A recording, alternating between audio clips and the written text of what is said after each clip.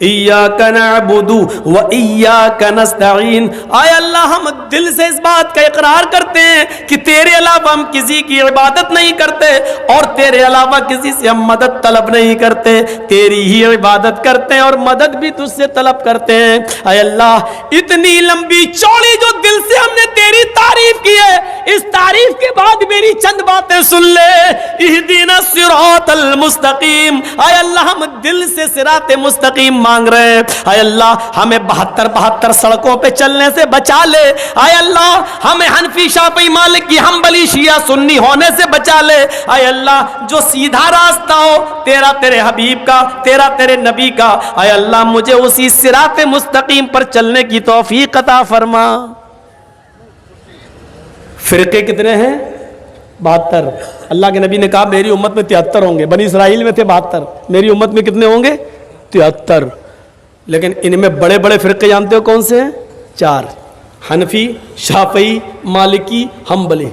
और आप ताज्जुब करेंगे, इब्ने माजा की रिवायत पढ़िए, अल्लाह के रसूल ने यह तो कहा कि मेरी उम्मत में 72, बनी इसराइल में 72 थे, मेरी उम्मत में 73 होंगे। लेकिन जब आपने सहाबा को समझाया तो एक सीधी लाइन खींचकर सिर्फ 4 लकीरें खींची, 2 इधर और 2 इधर। बहुत बड़ा इशारा था ये नबी अकरम का। 2 इधर खींची और 2 इधर, और इन दोनों पे लिखा एक सीधी लाइन, ये हो गई सीधी, एक इधर एक इधर, एक इधर एक इधर, ऐसे। अब कैसे बताऊं मैं आपको, समझ गए ना? जैसे हवाई जहाज होता है, सीधा ये सीधी लाइन, 2 इधर 2 इधर। इन चारों लाइन पर अल्लाह के नबी ने क्या लिखा? हाजा सबीलुश शैतान, हाजा सबीलुश शैतान, हाजा सबीलुश शैतान, हाजा सबीलुश शैतान। और सीधी जो लाइन खींची उस पर लिखा हाजा सिरातुम मुस्तकीम, ये सीधा रास्ता है, ये मेरा और मेरे साहबा का रास्ता है। ये दाएं बाएं, ये 4 सड़कें जो हमने बनाई हैं, ये सब शैतानी रास्ते हैं। मोहम्मद और मोहम्मद के साहबा का, कुरान और हदीस का एक ही रास्ता जो सीधा है, वन्ना हाजा सिराती मुस्तकीमन, और ये मेरा सीधा रास्ता है। 4 लाइनें खींचकर इशारा कर देना, यह बहुत बड़ी बात है मेरे भाइयों। मैंने पहले ही कहा था, यहां पर भी अक्लमंदों के लिए इशारा काफी है, इशारा काफी है। अक्लमंद हैं तो हमारे लिए इशारा काफी है। चलिए आगे चलिए। योगी पूरे शरीर का योग हो। अब देखिए, अल्लाहु अकबर, रुकू में गए, रीढ़ की हड्डी, कमर बिल्कुल सीधी कर लो। आप करना पड़ेगी, हम तो करते ही नहीं हैं। अल्लाहु अकबर, सुभान रब्बिल अज़ीम, सुभान रब्बिल अज़ीम, जब तक सीधी हो रही तब तक उठ गए। बाज़ हमारे उलमा ने लिखा है कि कमर इतनी सीधी हो जानी चाहिए कि अगर उसके ऊपर पानी से भरा हुआ बर्तन रखा जाए तो गिरने ना पाए, इतनी सीधी हो जाए बिल्कुल कि कोई चीज़ उस पर रखो तो गिरे नहीं। जब आप टाइट पकड़ेंगे और इस तरीके से जब रुकू करेंगे और सजदे की जगह पर आपकी नजर होगी, नीचे नहीं, सजदा, अरे नीचे क्या ढक के देख रहा है, सजदे की जगह पर होनी चाहिए निगाह, तो आपकी कमर बिल्कुल सीधी हो जाएगी। डॉक्टर मोरिस बुकाए, बहुत बड़े डॉक्टर गुजरे हैं अमेरिका के अंदर, इन्होंने लिखा अपनी किताब के अंदर, मुहम्मदुर रसूलुल्लाह ने जो रुकू बताया है, मुसलमान 5 वक्त नमाज पढ़ता है, अगर वैसा रुकू करने लगे जैसा मोहम्मद सल्लल्लाहु अलैहि वसल्लम ने बताया है, तो इस आदमी को कभी रीढ़ की हड्डी के दर्द और रीढ़ की हड्डी के कैंसर की बीमारी नहीं हो सकती है। इतना बड़ा इलाज बता दिया अल्लाह के रसूल ने, लेकिन आज हो रही है बीमारी। इसका मतलब यह कि हमारे रुकू और सजदे सही नहीं है। समी अल्लाहु लिमन हमिदा, अल्लाहु अकबर कहकर जब आप सजदे में जा रहे हैं तो आपके दोनों पैरों की उंगलियां मुड़ी हुई होनी चाहिए, आपके दोनों पैर मिले हुए होना चाहिए। जब उंगलियां आपकी मुड़ी हुई होंगी तो उंगलियों से जो नस, जो रगें खिंचेंगी वो आपके दिमाग तक जा रही हैं, पूरे जिस्म की एक्सरसाइज। और जब आप सजदे में जाते हैं, इसीलिए सजदे को लंबा करने का हुक्म है। मेरा बंदा मेरे सबसे ज्यादा करीब तब होता है जब वो सजदे में होता है। लोग सजदा ज्यादा लंबा करते हैं। अल्लाह के रसूल सल्लल्लाहु अलैहि वसल्लम सजदा इतना लंबा किया करते थे कि हजरत आयशा कहती हैं जब रात की तारीकी में आप तहज्जुद में होते, सजदा करते, तो मुझे ऐसा लगता कि अल्लाह के रसूल सजदे में इंतकाल कर गए, उठेंगे ही नहीं। शायद अब आपको झंझोड़ना पड़ेगा, कहीं ऐसा तो नहीं कि अल्लाह के नबी का इंतकाल हो गया। इतना लंबा सजदा, और जब आदमी सजदे में जाता तो डॉक्टर मोरिस बुकाय कहते हैं इंसान के जिस्म का पूरा खून उसकी रगों में, दिमाग की हर एक नस तक, हर एक रग तक पहुंच जाता है, जिससे उसको ब्रेन हेमरेज की बीमारी नहीं होती है और उसका दिमाग नॉर्मल रहता है, उसको ब्लड प्रेशर की बीमारी नहीं होती है, उसको टेंशन ज्यादा नहीं होते, इसलिए कि खून दिमाग में जितना पहुंचना चाहिए वो सजदे ही की हालत में पहुंचता है। मेरे भाइयों, ये नमाज पूरी एक मेडिकल साइंस से भरी हुई है।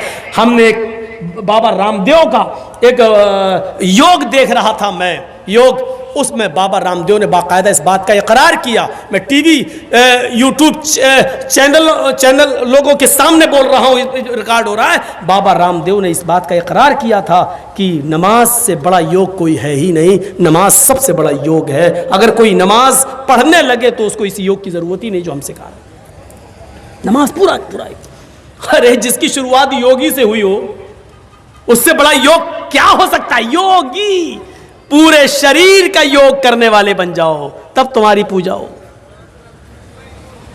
यहां तो हाल क्या है, हमारे हिंदू भाई अब इतना भी नहीं कर रहे। वैसे तो हिंदू धर्म में हाथ भी जोड़ लिए जाते हैं, अब तो इतना भी नहीं करते।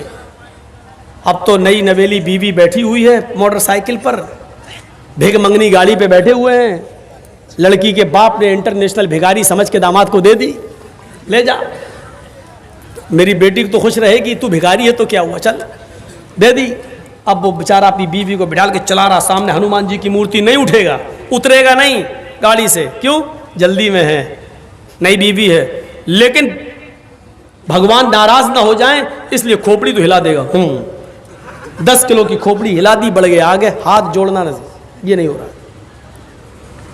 मैं जब पाकिस्तान गया था प्रोग्राम के लिए, तो पहली मर्तबा मैं ट्रेन से गया था, उसके बाद 3 बार और गया हूँ, तो वो मैं बाई प्लेन गया हूँ।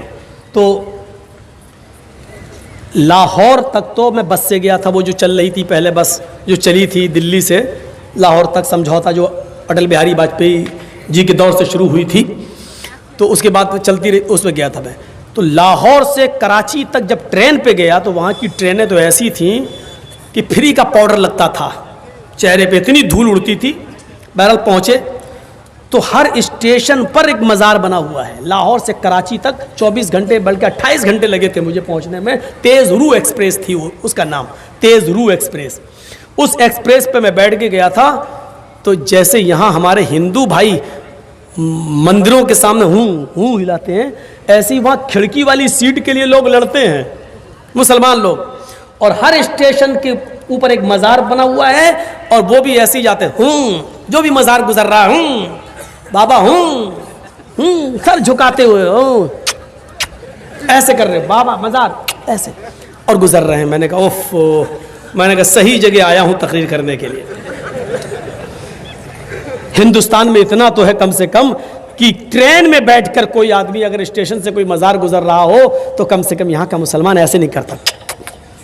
ऐसे वो करता तो जिंदा लड़की को देख के करता है, लेकिन मज़ार को देख के नहीं करता है।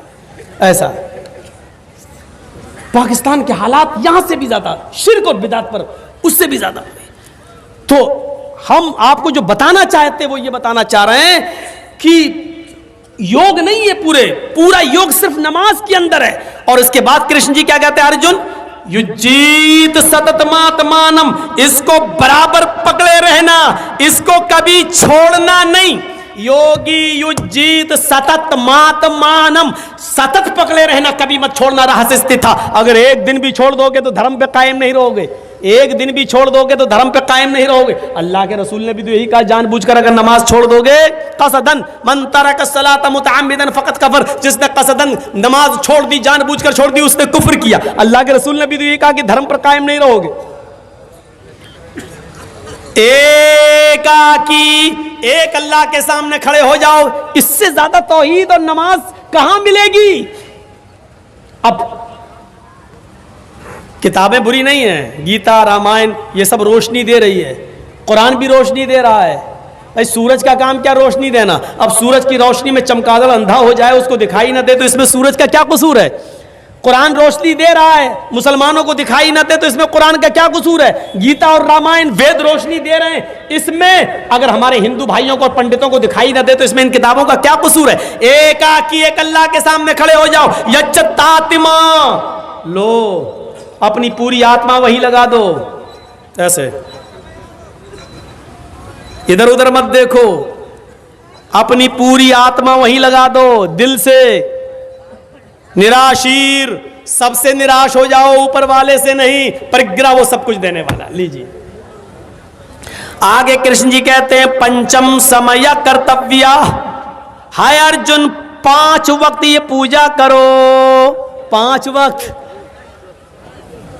पवित्र धरती पाक जमीन तलाश करो, और अगर पाक जमीन पवित्र धरती ना मिले, धरती जमीन तुम्हें पाक ना मिले, मिर्गा चर्म, तो हिरन की खाल, मिर्ग मानी हिरन, मिर्ग मानी हिरन, चर्म मानी चमड़ा, हिरन का चमड़ा बिछा लो, हिरन के चमड़े पर तुम ये पूजा कर लो। यानी हलाल जानवरों का चमड़ा भी हिंदू धर्म के अंदर हलाल है, उस पर खड़े होकर नमाज पढ़ी जा सकती है।